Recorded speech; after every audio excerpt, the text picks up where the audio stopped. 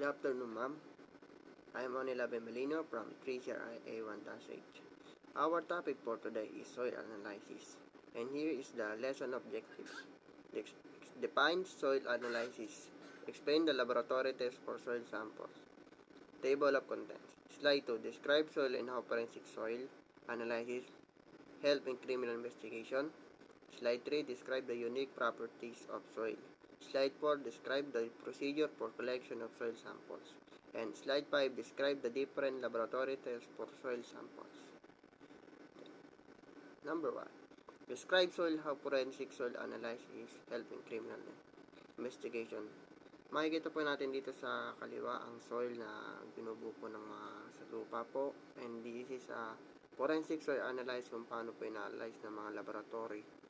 Kung paano po ini-examine yung mga ebidensya po. Next 3. Describe the unique properties of soil. Ang sediment po, yun po yung nagko-consist ng rocks and mineral.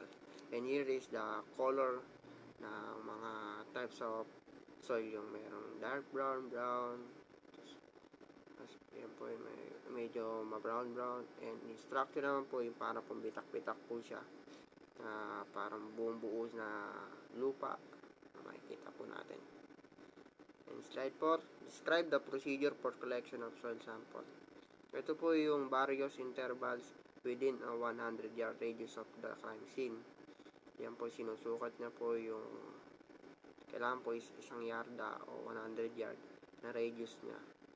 Tapos po, all possible alibi location the suspect keeps na ano niya po yung location niya yung suspect na and the surface layer in most cases. Ito po yung parang ebidensya na makikita po natin sa lupa, yung mga cases po.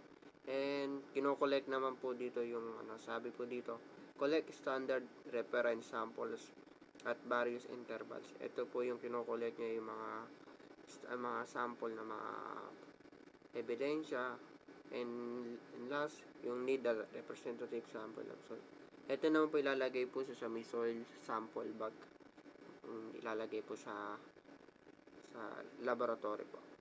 And the last one is describe the different laboratory tests for soil sample. Ito naman po yung number 1 to examine in the sample. I-examine po niya yung example ng soil.